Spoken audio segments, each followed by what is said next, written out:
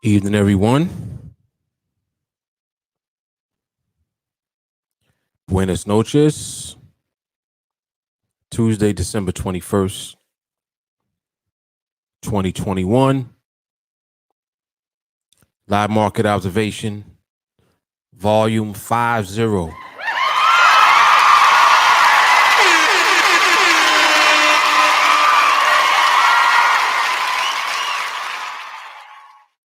$50 of these bad boys. I think for coffee and charts, we had 60. Excuse me. So combined, we're over 100 market observations throughout the day.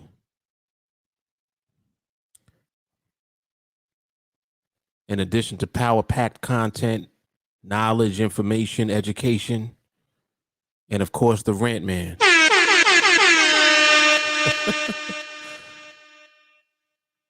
So, as you guys make your way on, you'll know what to do, hopefully.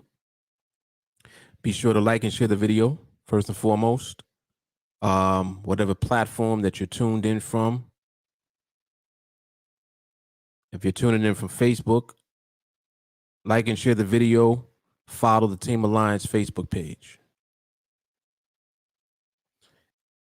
Also turn on the little bell so that you receive notifications. If you're tuned in from YouTube, subscribe to the channel, like and share the video, turn on the bell notifications.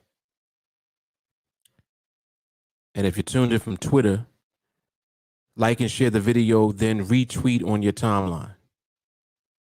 All right. On Twitter, also make sure that you're following TeamAlliance. I think it's TeamAlliance now, if I'm not mistaken.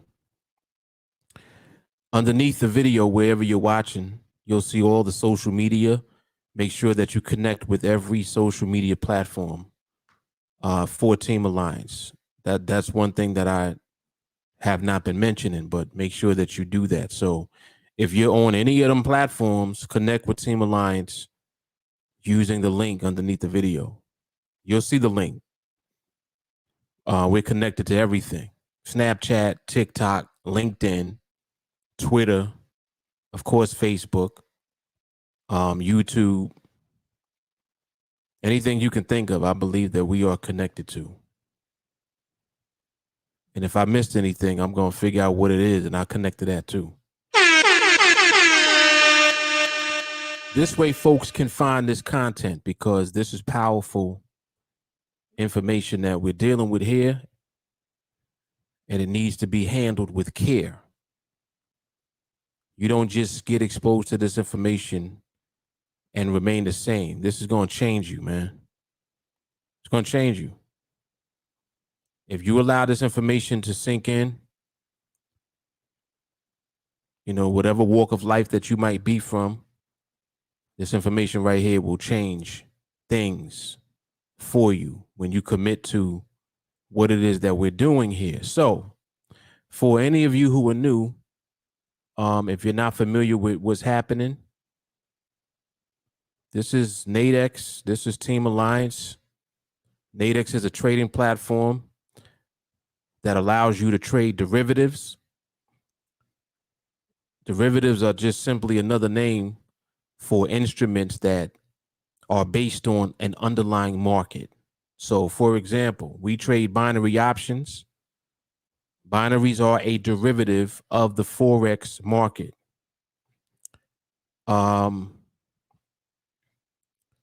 So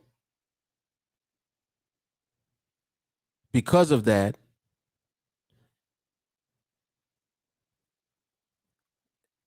the NADEX platform is that much more important, because derivatives are powerful instruments that allow you to have more flexibility and more profitability if you handle them right.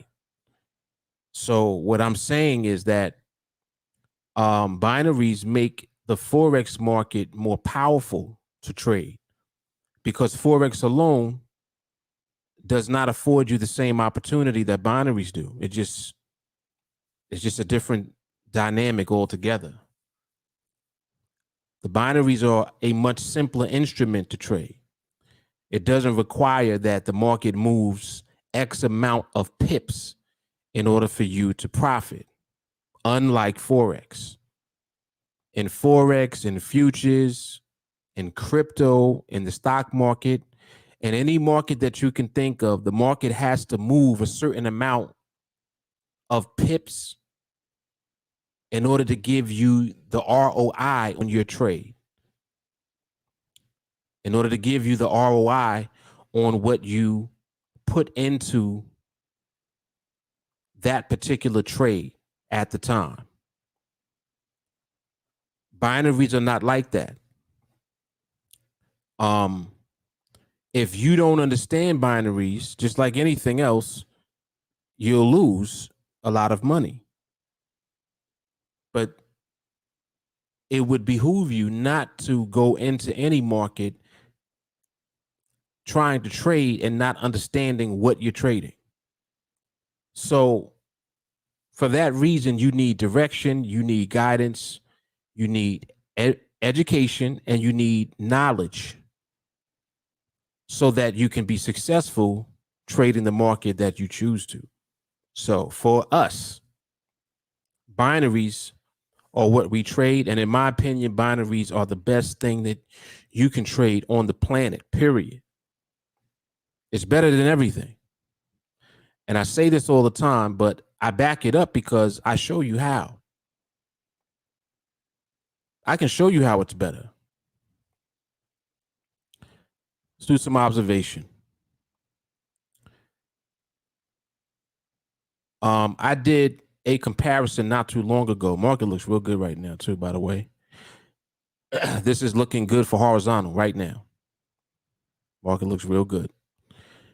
I did a comparison. This might have been recently, like last week.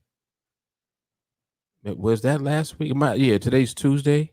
Yeah, it must have been last week sometime. I was talking about Forex compared to binaries. And I was using the $100 example where you start with $100 in your account. And when I brought up Forex, I had to use more margin or more leverage in order to achieve the same potential profit that you can earn when you trade binaries. For example, when you're trading binaries, you start with $100, you got one contract. If you trade the way that we trade, which is using 80-20, so that means that on a scale of $100, which is what the binary is based on, the binary contract has a scale of $100 for one contract. Out of the $100, when you trade the binary,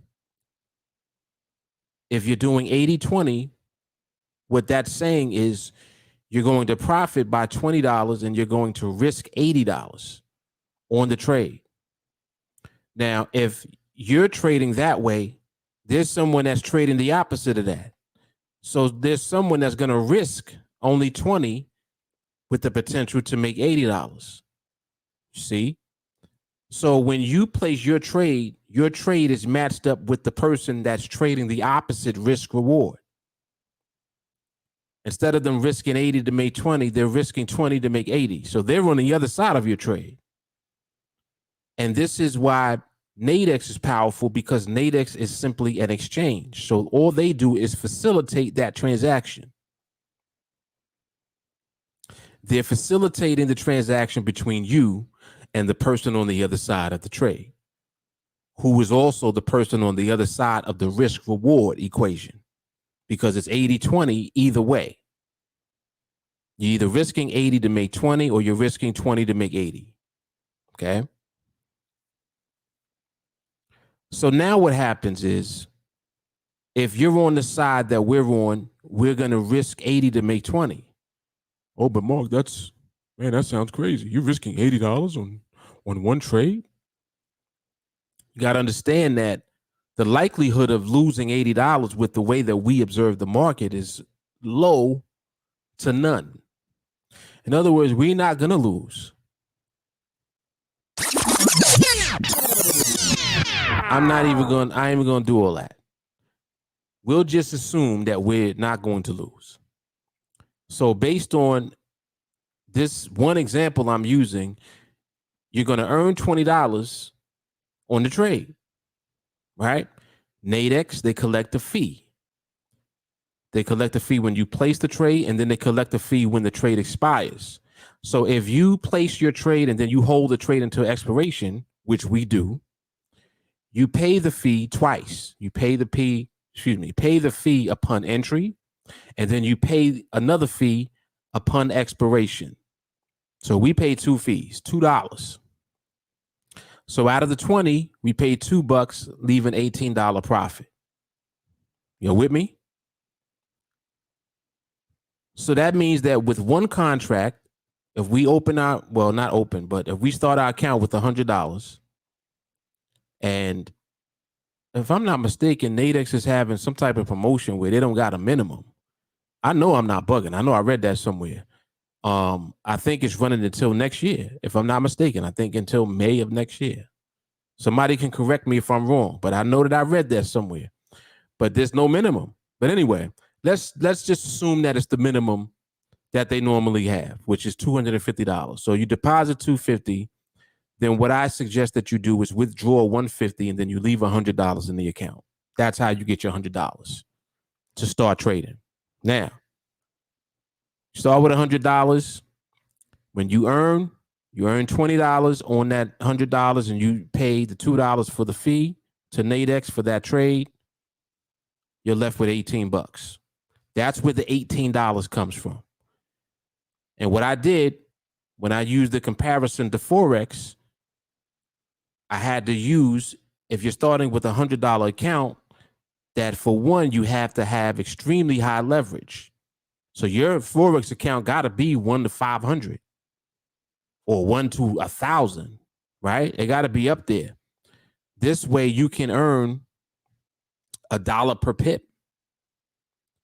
So if you're earning $1 per pip with $100 Forex account, it means that every pip that the market moves is $1. And depending on the market that you're trading, the market can move against you 100 pips in a heartbeat. I'm just saying. So you're really risking your whole account by trading at $1 per pip. I'm just saying in general. But let's say that you're good at it. Let's say that you're so good that you can actually get into a trade and earn $18 on the trade. We'll just assume that. Let's just assume that. You can consistently find 20 pip trades and you earn your $18 profit. Because in Forex, you also pay what's called a spread, or you'll pay commission, one or the other, or sometimes both. But the average is probably going to be somewhere around $2 for each trade in your spread. So we'll just say $2. So you got the same situation, $20 profit, take the $2 off, it leaves you with an $18 net profit. So that means that it takes a 20 pip move in Forex for you to earn the equivalent of what we're going to earn trading binaries on NADEX. That means you got to keep getting that 20 pip move. You with me? Now, here's what happens on NADEX. On NADEX, after you reach the 5th trade, and I think it's the 5th trade. Let me see some. I do this all the time. I do this every time. But I always like to make sure that I know what I'm talking about before I just start blabbering. But I think it's after the 5th trade. Like once you, so really after the 4th trade, once you reach the 5th trade, something happens. And where's my thing? Where's my thumbnail? I don't see it. Hold up. My thing at? Oh, there it goes. All right. I'm just moving stuff around on my desktop looking for my thumbnail, man. A picture. There we go. All right. Yeah, so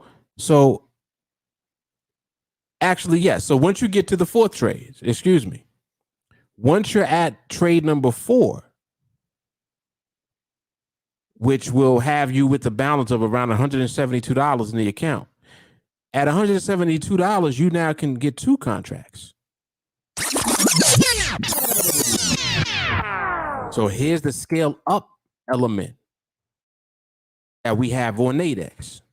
Now, can you do that in Forex? Are you going to go from $1 per pip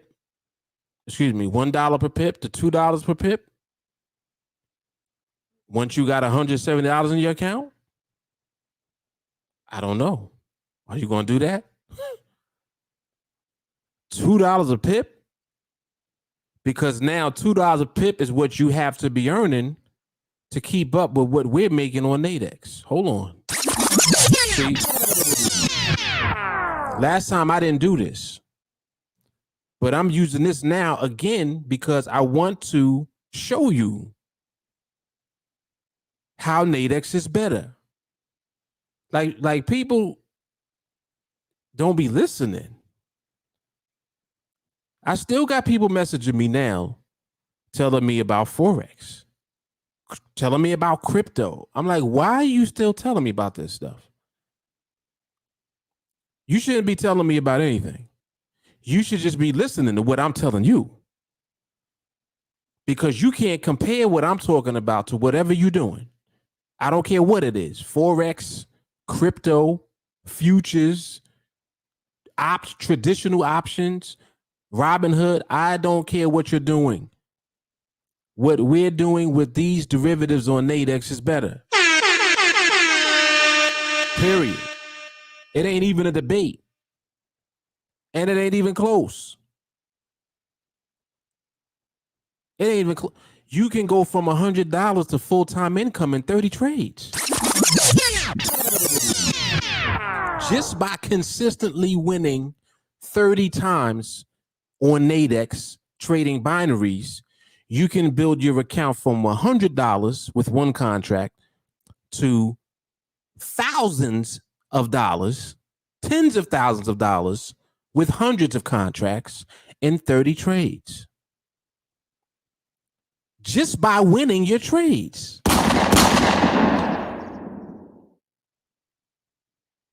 All because of the scale up element. And I'm explaining the scale up part. Listen. Just listen.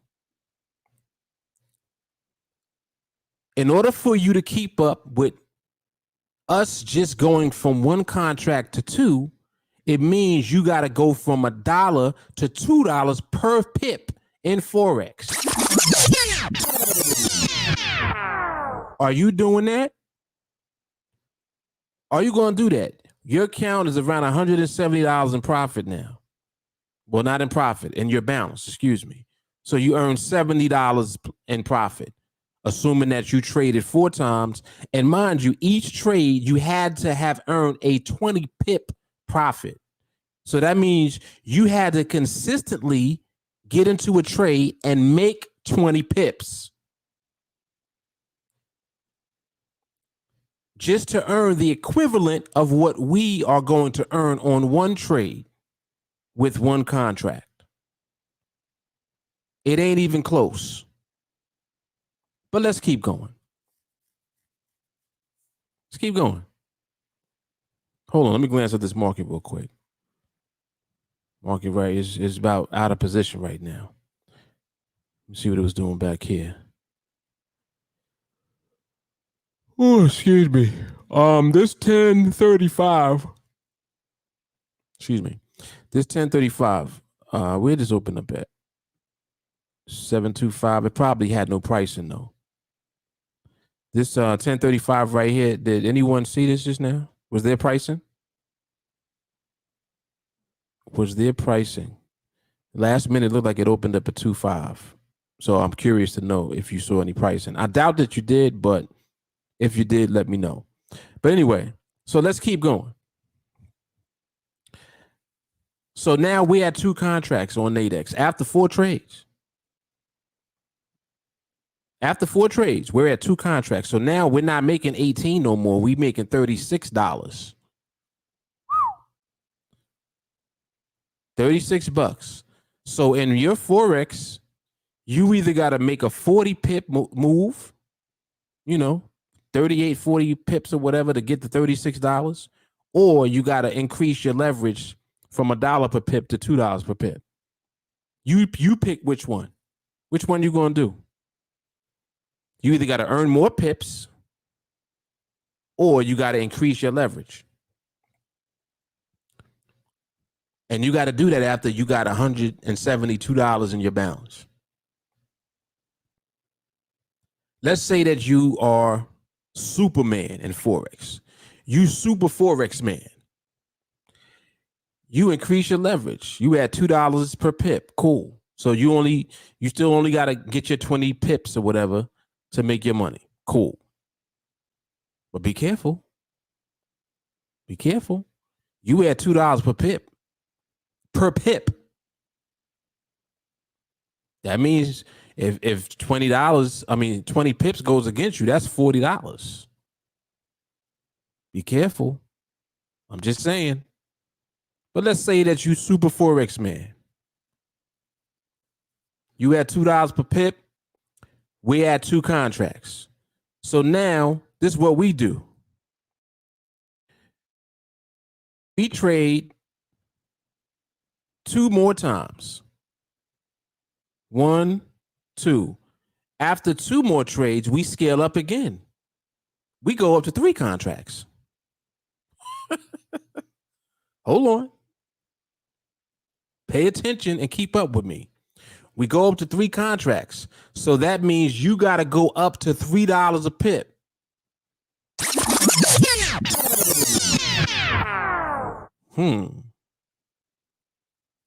Are you going up to $3 per pip?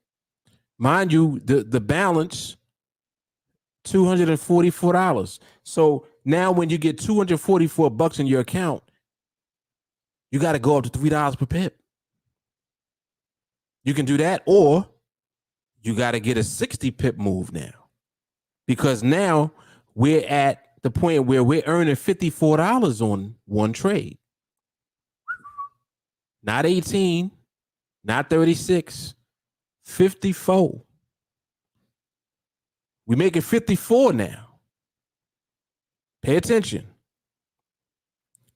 So on one trade, the same trade that we did to get up to where we are. In other words, we can take the same trades. This is why I get excited every time I talk about this.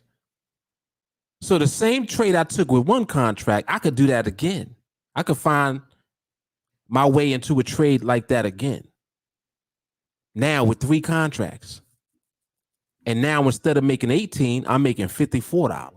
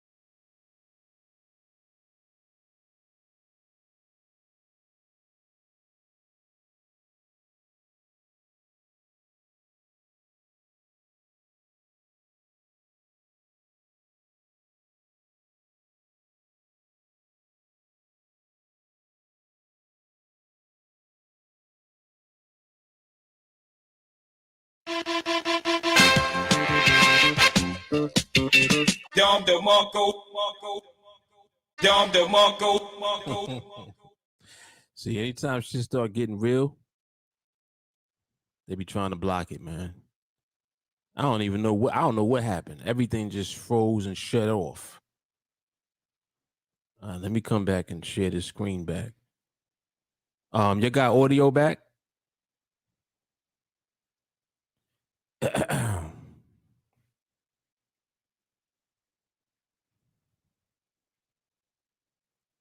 Let me know you got audio back before I continue.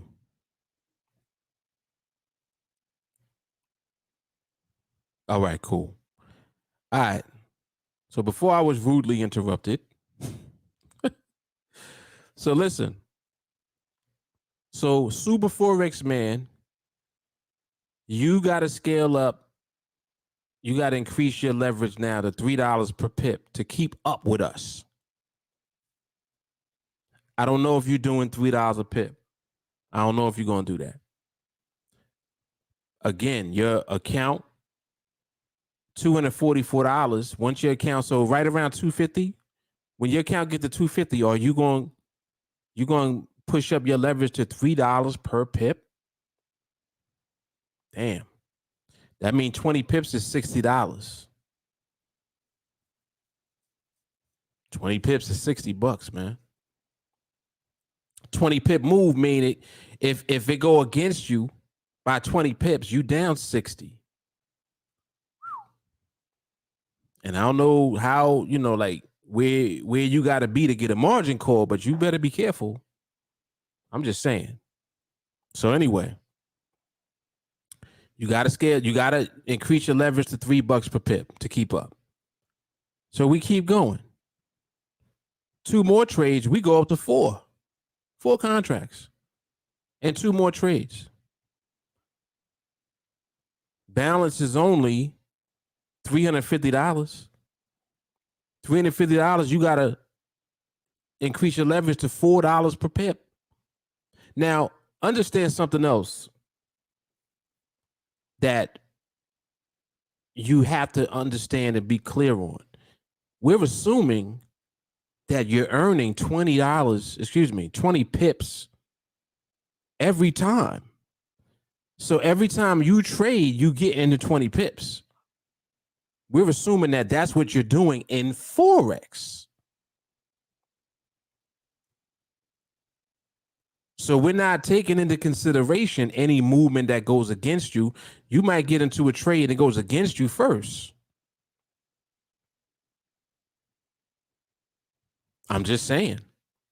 And you got to have a mechanism in place just in case it does go against you. You got to have a stop loss, or you got to have a limit on what you're willing to lose just in case.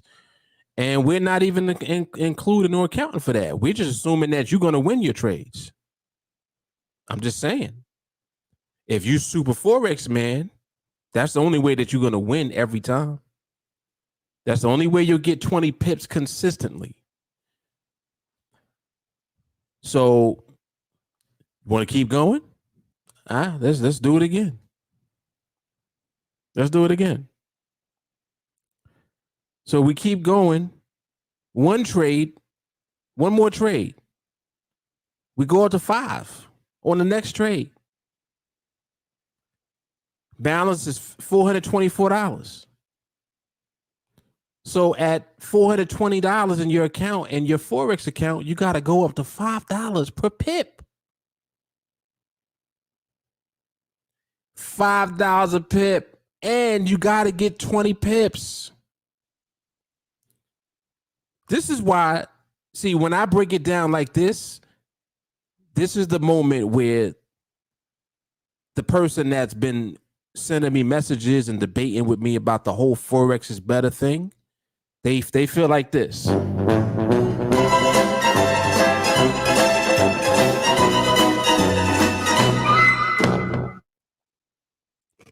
Why? Why did I even go back and forth with Mark? I didn't look at it like that. I didn't understand. I know. And this is, see, do you see how I take my time to help you understand? So I don't just tell you that it's better and just leave it like that. Let's compare. Just the comparison alone that you got to get 20 pips. That's already something that's a hurdle already that you got to overcome. How consistently can you do that? How consistently can you do that? And then on top of that, are you willing to increase your leverage to still do that if you can do that? So are you willing to go from just $1 per pip to 2? You're willing to go from 2 to 3? And again, this is just so you can keep up with what we can do. I'm trying to help you keep up with us, because I'm only at trade number 9. I'm at trade number 9. We already at 5 contracts. I'm just saying. So you kind of see why I say the things that I do, and then I back it up with information. I don't just say it and leave it at that. I back it up with the facts. These are facts. I'm not making it up. This is how Forex works, right? Right now, you have what kind of account you got? You either got a mini or a micro or whatever it's called. What kind of leverage you got? What you got? 100 to 1, 200 to 1, 500 to 1, or 1,000 to 1, right? This is what your Forex account is. I'm just saying. That's what it is. You probably would have broker overseas somewhere if you got an account with 500 to 1 leverage. So that means that you're in an unregulated Forex account. So that means you just might have some issues if you try to withdraw. I'm just saying. We didn't even talk about that part. We don't have no issues when we withdraw from NADEX. None. I just made a withdrawal before I got on. I just made a withdrawal from a partial fill.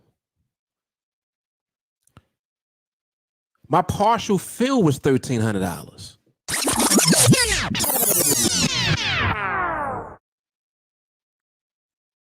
Did y'all hear what I said? My partial fill was $1,300. That's a partial fill.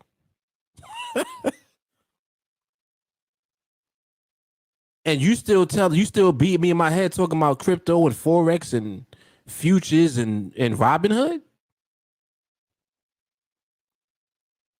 See, the thing is, you don't know what you think that you know.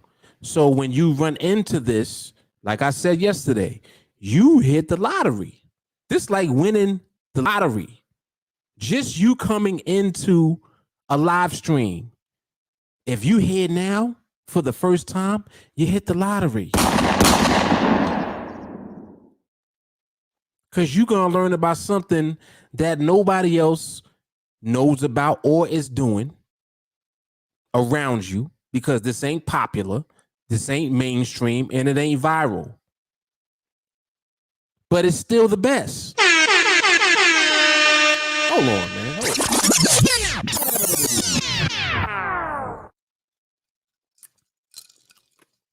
People are funny. You know why? They think something is not valuable just because they don't know about it.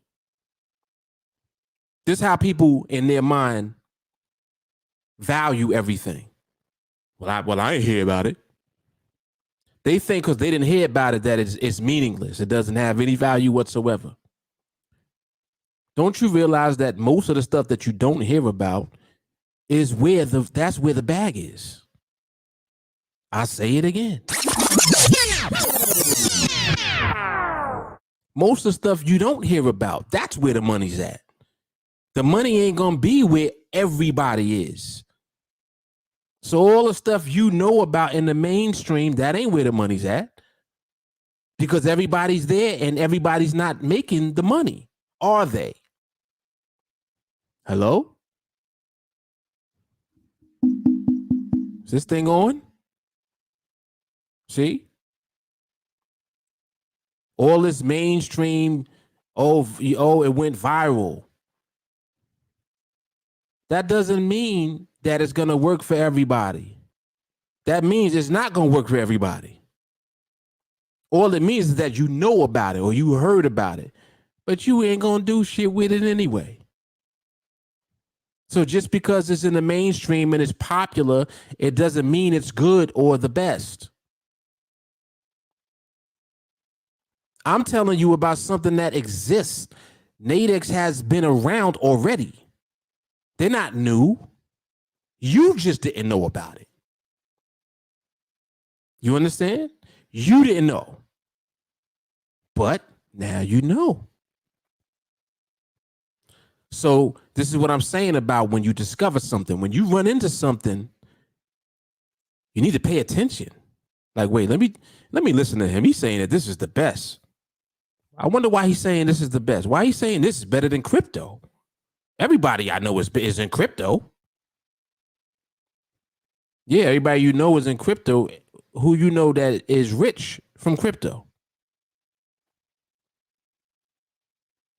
I'm just saying, who do you know who's already rich from crypto?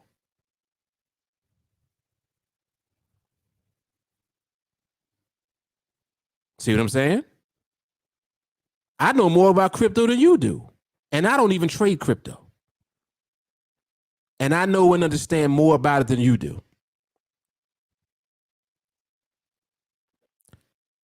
But you'll argue with me about crypto being better than NADEX.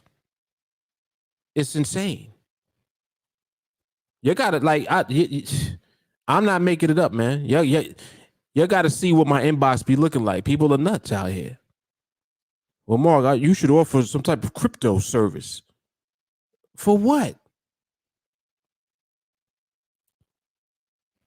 I did a whole video about Bitcoin.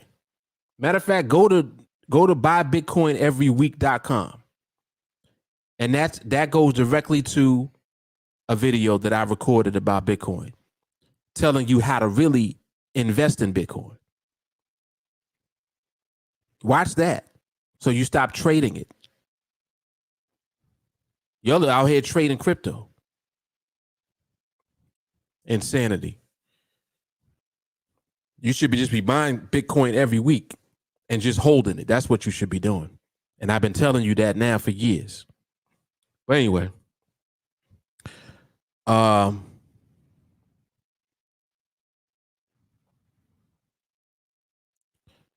purpose of the buffer when there's already a solid barrier in place.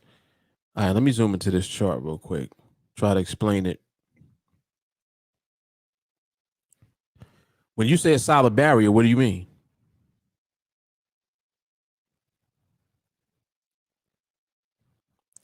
I'm going to help you to answer the question.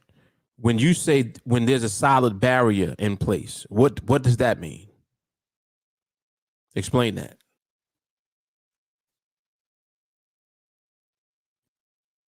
Here, my glasses got smudges on them.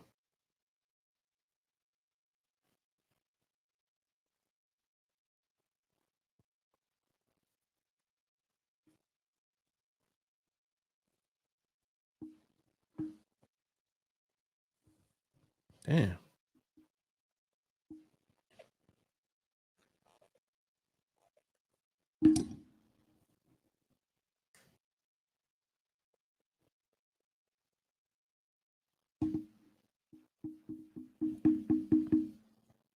All right, that should be better. Oh, that's a whole lot better. Yeah, damn. Yeah, that was getting on my nerves a little bit. A place that has been respected. The market has respected.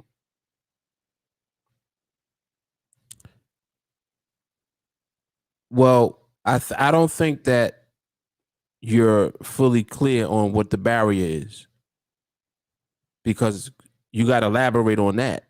You said a place that has been respected, the market has respected. How many times has the market respected it? In what environment has the market respected it? These are questions that you got to answer. And you I'm gonna come back at you like that, because we have to have the full clarity in order to answer the question. So when you say a place that's been respected, a place that the market has respected, how many times has the market respected it? And in what environment? More than once and in a stable market. What type of environment is it? Because when you say stable market, that can be any environment. And so what environment are we talking about?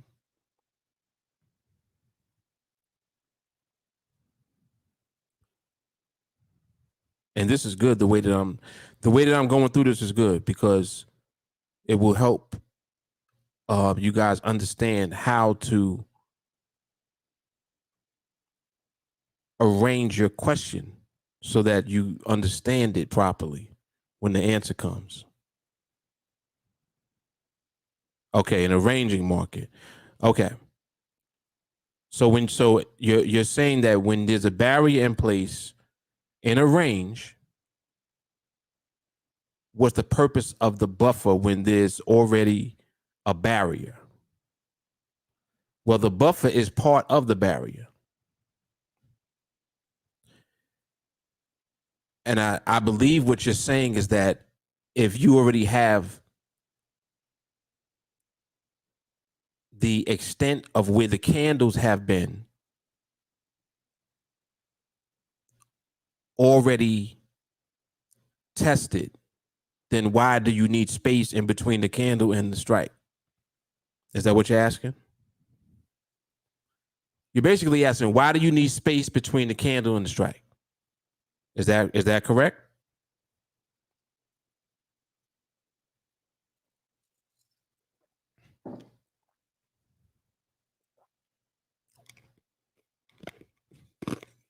Okay. What happens when the candle,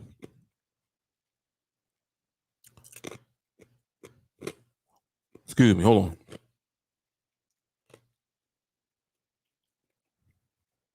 What happens when the candle is sitting on the strike? And that's where your barrier is. What happens when your barrier is the strike? How comfortable do you feel being in a trade with a barrier on the strike? Answer that question. Are you comfortable with the barrier being the strike?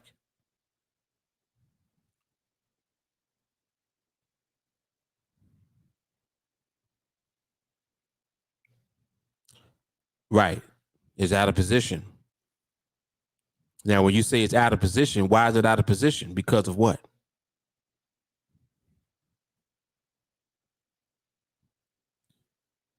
And you're also saying no. So no, you're not comfortable with it being on the strike. Okay, so then you just answered the question. This is what your question was. What's the purpose of the buffer when there's already a solid barrier? I then asked a subsequent question to help you understand your question. What happens when the solid barrier is the strike price? That right there shows you the purpose of the buffer.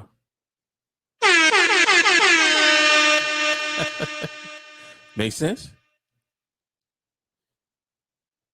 Does what I just said make sense?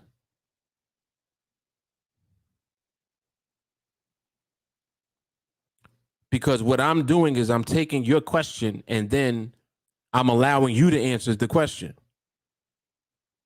Because you just answered the question. You just said, no, I'm not comfortable if the barrier is the strike. Exactly. That's the purpose of the buffer.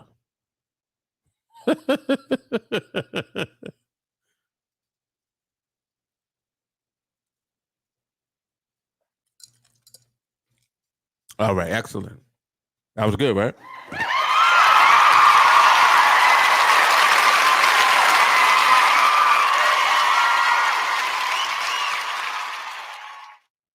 So let's just take a moment to kind of like examine that. The reason that I teach you guys all of these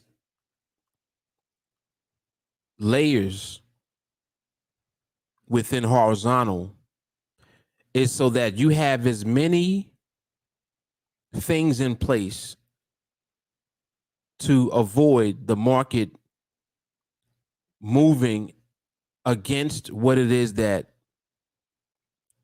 you're seeing the market present at the time.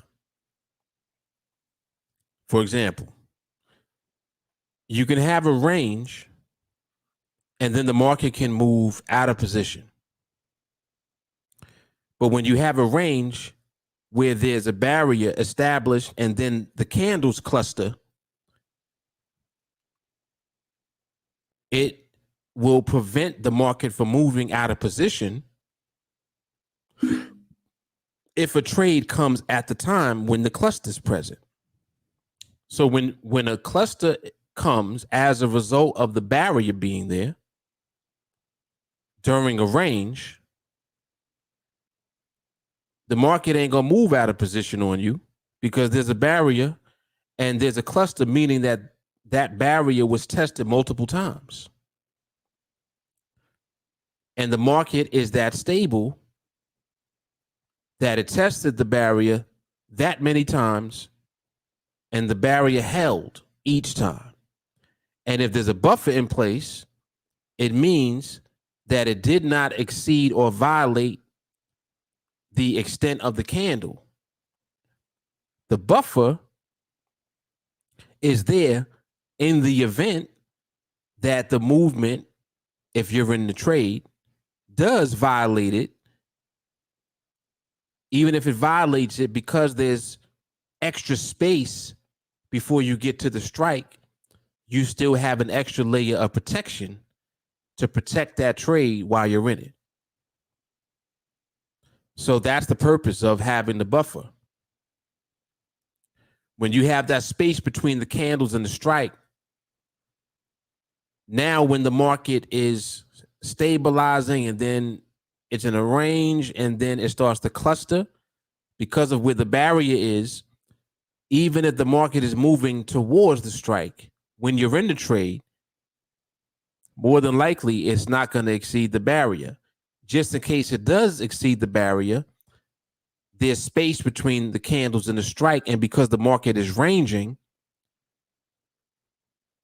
the movement will be limited to whatever the range is, even if the range pushes up right to the strike, which you've seen many times. How many times have you seen the market go straight up to the strike and stay below it still?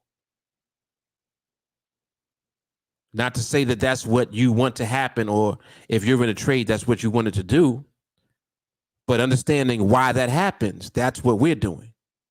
We know why that happened. That happened because we had a buffer. We had the extra layer of protection in addition to the barrier. And that's what protected the trade when you were in it. So that's really what the purpose of that is. All of these extra layers of protection are there really so that you can't mess up, because it's easy to justify being in a trade just because you have one layer. You can say, all right, market is ranging, I'm taking the next thing coming. Whatever trade I see set up, I'm taking it.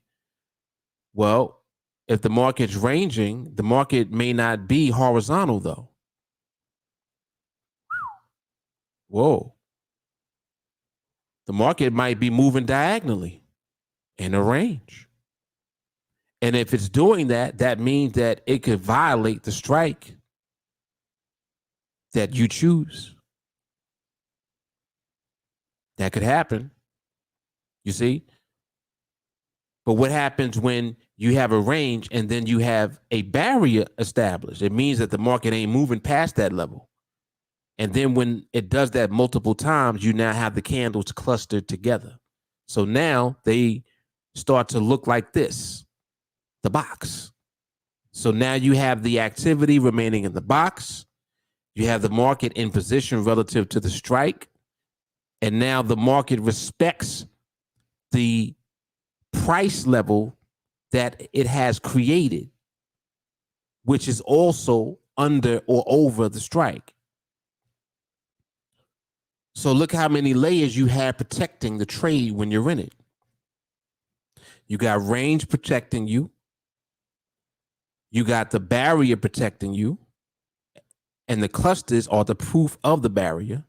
And then you have the actual stability of the movement protecting you all simultaneously. And that's why when you have all of those layers combined, when that trade sets up, that's a trade that you know is going to win, because you already know the outcome of all of the movement going on. It's ranging, there's stable movement, and it's clustering because there's a barrier in place. So just think about, like, just look at all of the movement that you're aware of. You know that all of that's there. So if all that's there and then a trade comes, that's your trade. Winner, winner, chicken dinner.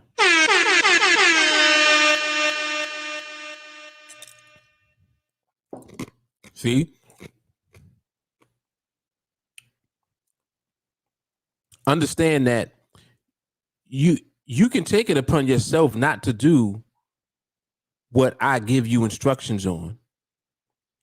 If you feel confident enough to do it without all of the layers. You could do that. Market right now can start ranging, and you see a trade set up, and your confidence level is there. You're like, yeah, I've been watching this. I like what I'm seeing. I'm confident. I'm willing to do this without having two of the layers. So you might just see range, just as an example.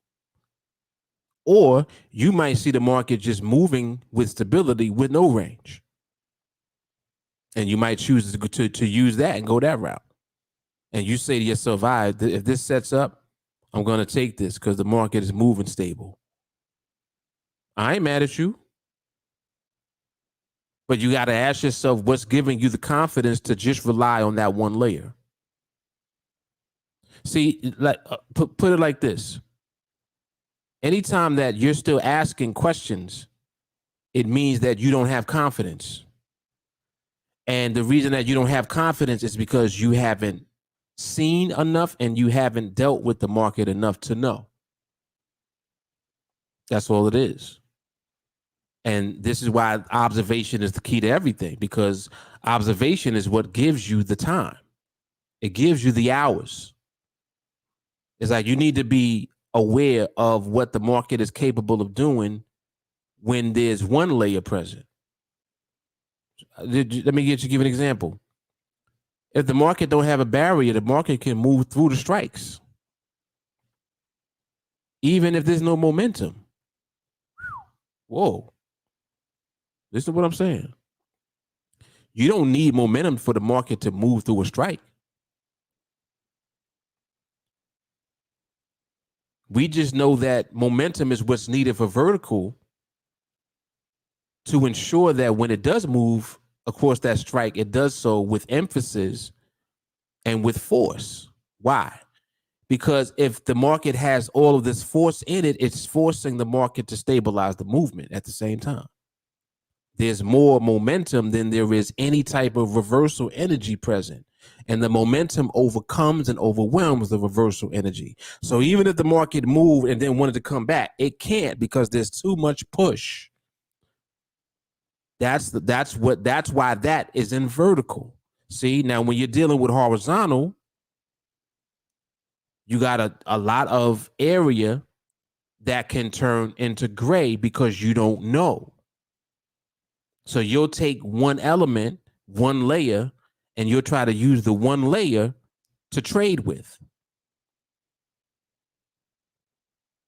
People do it all the time. Some people will take the box and use the box. Some people will take stability of movement and use that. Some people will take range and just use that. See? And notice how the barrier is the last part of RCB, because the barrier is the last part that most people won't wait for. They'll try to trade without having one. But when you don't have a barrier, it means that the market can just move and keep going somewhere. There's nothing to stop it. What's there to stop it? Market hasn't proven that it is respecting something that it created already. It's just moving. And it doesn't have to be moving with momentum either. It could just be moving. You can have activity in the box where the candles are larger and the big candles are in the box. And the market cannot have momentum at all. You can have situations where there's unstable movement in the box, but the market is using the box at the time to create the points where it wants to stay within until it goes out of it. This is all gray area. So this is why I say stay out of the gray until you get into the green, because when you're in the green, you know what's going on in the green. The gray area is the unknown. You don't know. You don't know enough about it to do anything with it. And this is where people get caught up with strategies and methods. They try to use gray area situations and then make something out of it. But they haven't seen enough to know, like, wait, There's something missing here. And without that, you don't know if the market's going to do this or that. Exactly. So look at what it turns into. It turns into a coin flip. See, you can have stability in the movement and still trade a coin flip. You may not have all the layers of stability. And having all the layers of stability present is what prevents the market from doing anything that you don't know about. See, you're aware of everything that the market can do and will do when it has all the layers. The market proves it over and over again. So as long as you're willing to wait for that to happen, you get the same outcome on your trades. See, you wait for trades to come at that time only. And guess what happens as far as the outcome? Same thing each time. Same thing. You win. So that's why these things are so important. Look, here's a good example. So right here we have Barry's at 29. So the Barry is 1 micro pip underneath the strike price currently, right? That's where we are right now. And I'm using this Barry because right now the market overall is in a slow environment. It's not ranging yet. Some of these candles are larger. There was ranging going on back here. But this right here is showing that the market could be transitioning to doing something else. But just looking at this, you see that your barrier is here. It's at 29.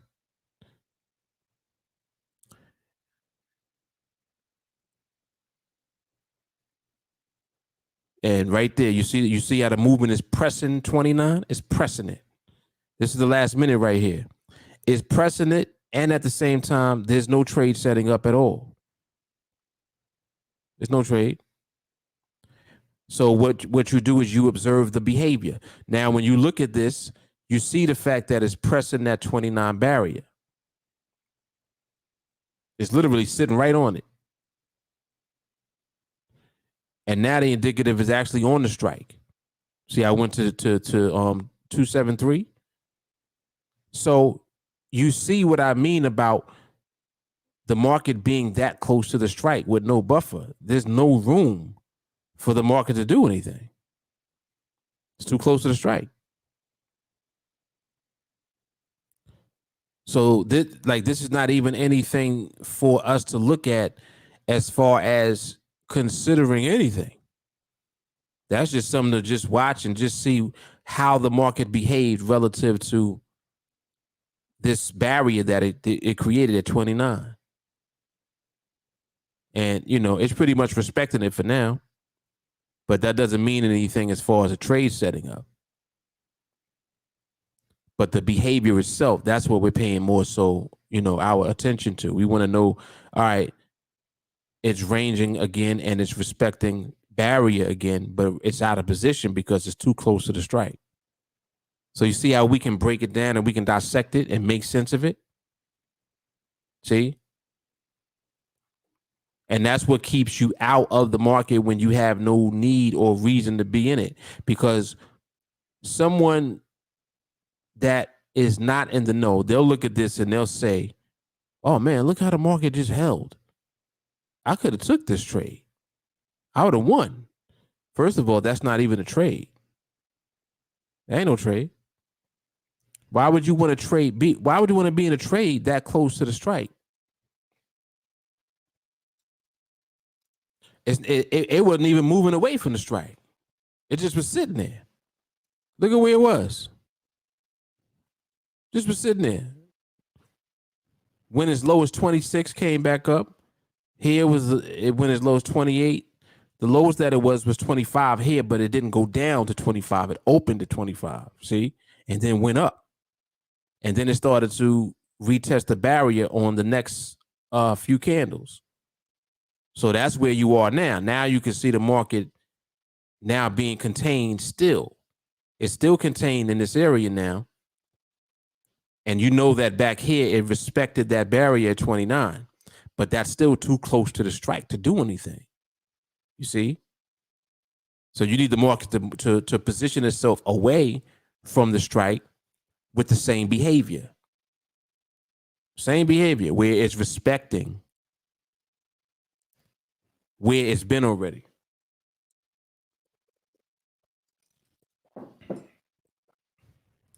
Yep. So good stuff.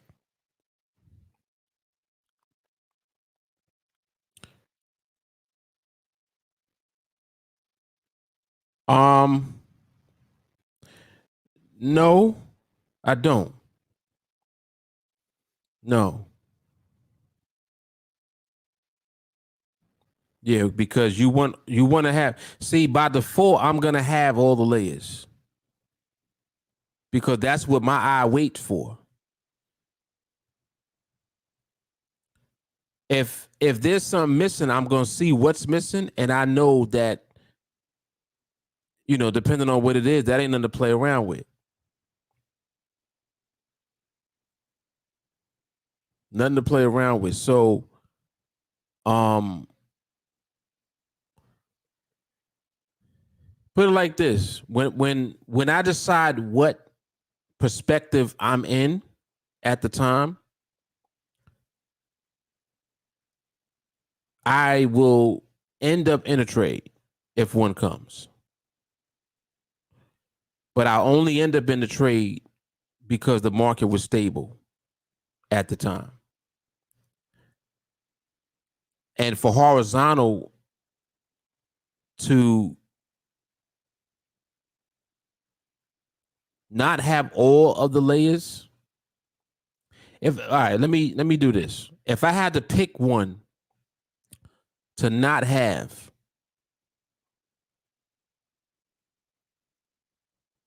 and be in a trade with, it would be range. And I'm saying that because the market can do everything that we're referring to as far as barrier and even clustering together and do it with larger candles. It can do that with larger candles. It doesn't have to do that with smaller candles. But what smaller candles do is help you to ensure that the movement is limited. There's less movement. So if there's less movement, then there's less like trickery going on. It's less there that can trick you. For me, I don't necessarily need that. So it is possible for me to be in a trade where it's not in the range, but you still have the barrier present. Candles will still be in the box, and they'll even be clustered together, but they'll just be larger candles. So yes, I've done that. But I'm not suggesting that a person does that. But I'm explaining why I even have done that before.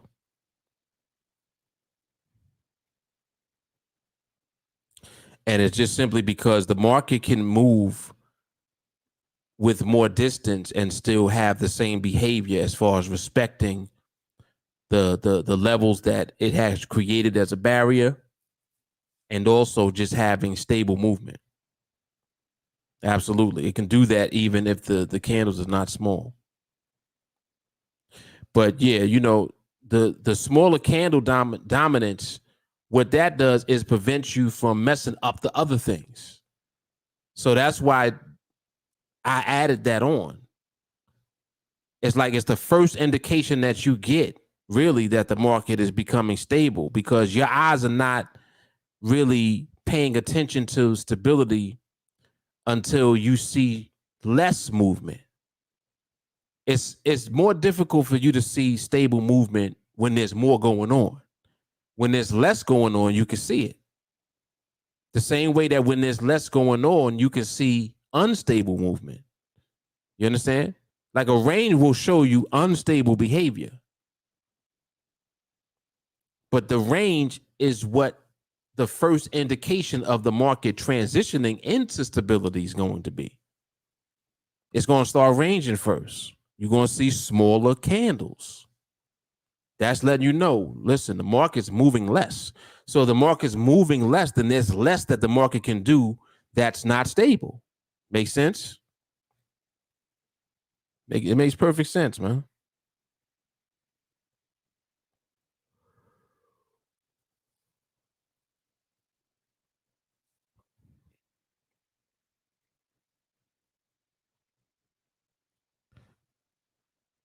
When the market is ranging consistently and movement is in the 4 micro pip range or less, the 5+1 gives us more of a layer because if the movement has been stable and the market has the barrier, it's more protection, including the buffer. Yes, I agree.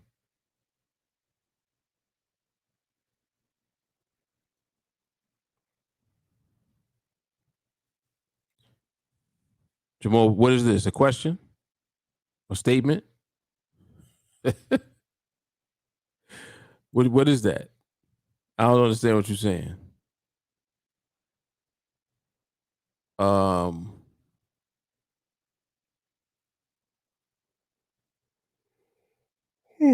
oh, excuse me.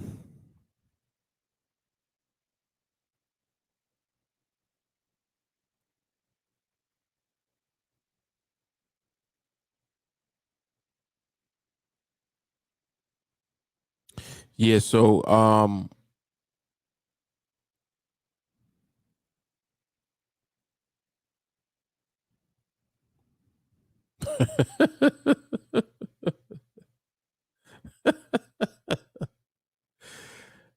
right.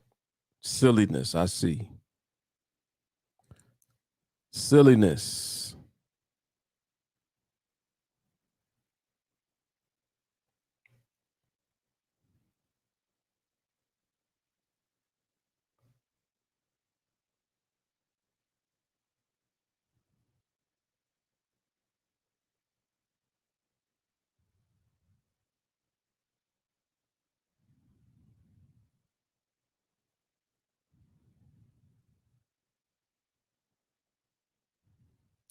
Yeah, but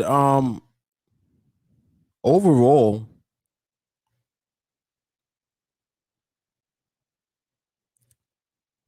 the market makes its way into stability using the tools that we use. We're using foundational principles of the market to see the market. It's like using the thing to see the thing. That's what we're doing. We're using the market to see the market. By using what the market does, it allows you to see what the market is doing. Make sense? If you really just take your time, just observe, wait, you start to see how everything lines up. You start to see how trades set up at the right time versus just seeing trade set up. Because you start to recognize the right time first and then a trade comes.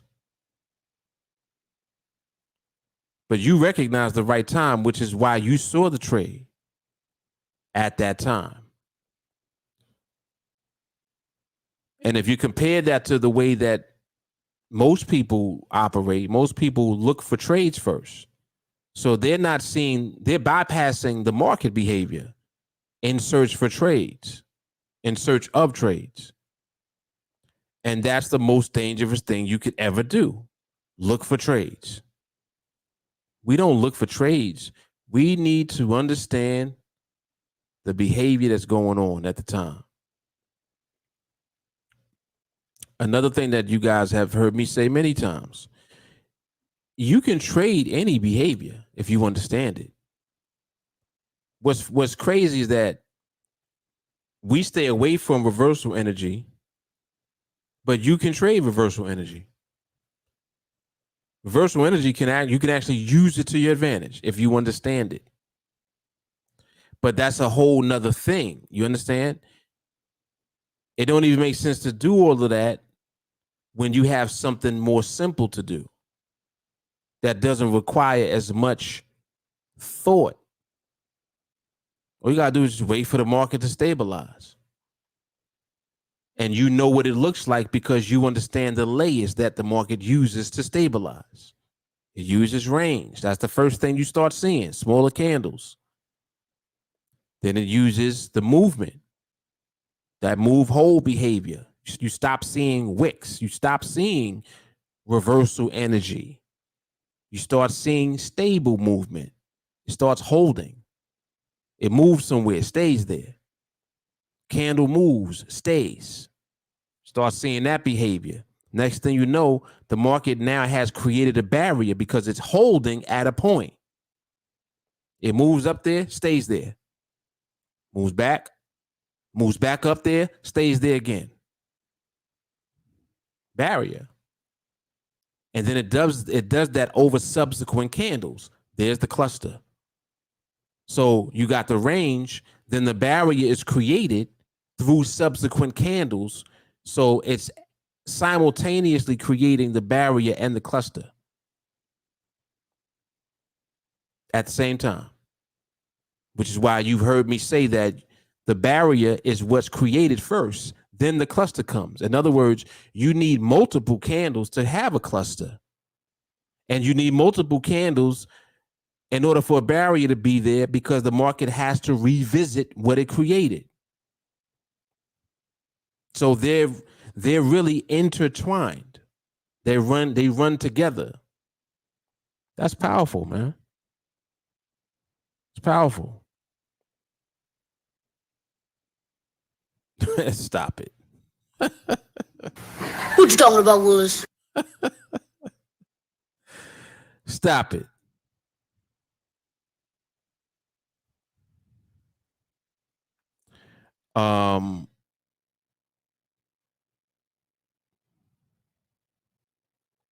Yeah, pretty much. Right. Smaller candles in the box is range inside of the range. Correct. Because the box is a type of range because it represents an area that the market is staying inside of. It's like a macro. The candles represent the micro. Yep. All right, what time we got? We've been on here an hour and a half. That's good. That's good. That's great. All right, y'all. So this is volume 50, man. Live market observation. The big 5-0. Another milestone. So I will see you guys on the next Coffee and Charts, live market observation, or podcast. Whatever I decide to do at the time. Okie doke. All right, y'all. Everybody have an awesome night, man. I'm going to bed. Word. I'm tired. Y'all know what it is, man. Love, peace, soul.